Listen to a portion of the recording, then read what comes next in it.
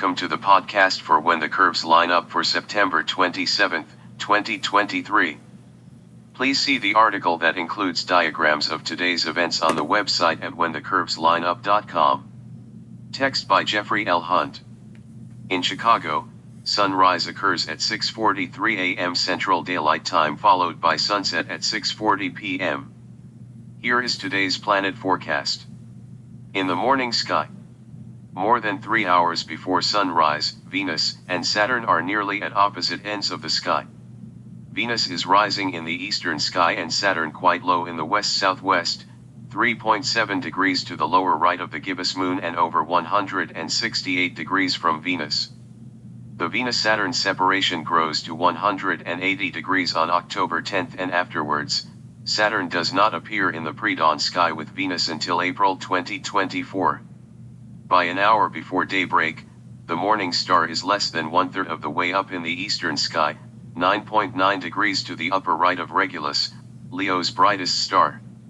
Venus is stepping eastward in front of Leo, passing Regulus October 9th. Meanwhile, use a binocular to watch it move toward and pass Omicron Leonis. That conjunction occurs October 2nd.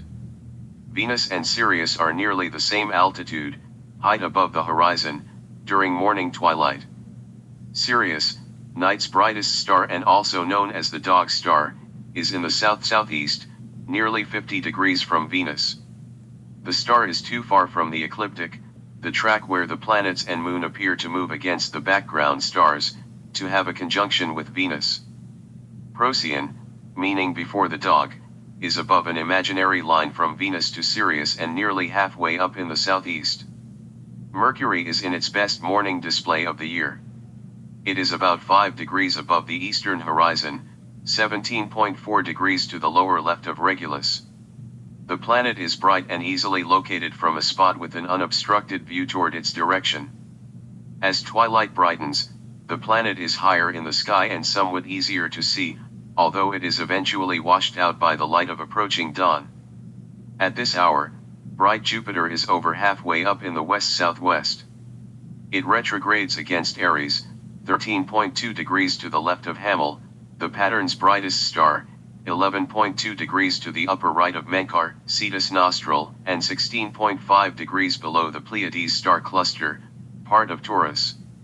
Jupiter's westward movement against the stars is carrying it between Hamel and Menkar. In the evening sky, Mars sets less than 40 minutes after the Sun. It is dimmer than might be expected and it is hiding in bright twilight. The gibbous moon, 97% illuminated, heading toward the full moon phase on the morning of the 29th, is known as the harvest moon for this month. It is over 14 degrees to the lower left of Saturn. Because of this moonlight, it is difficult to see the dimmer background stars. Saturn is retrograding in front of Aquarius. The stars are easier to locate after moon rises later during the night in a week or so. By 4 hours after sundown, Saturn is in the southern sky and in the west-southwest when Venus rises. The ringed wonder sets shortly thereafter. Jupiter rises in the eastern sky less than 2 hours after sundown and appears in the east-southeast as the new calendar day begins. When twilight begins tomorrow morning, it is in the southwestern sky. Thank you for listening. Please read the articles at whenthecurveslineup.com.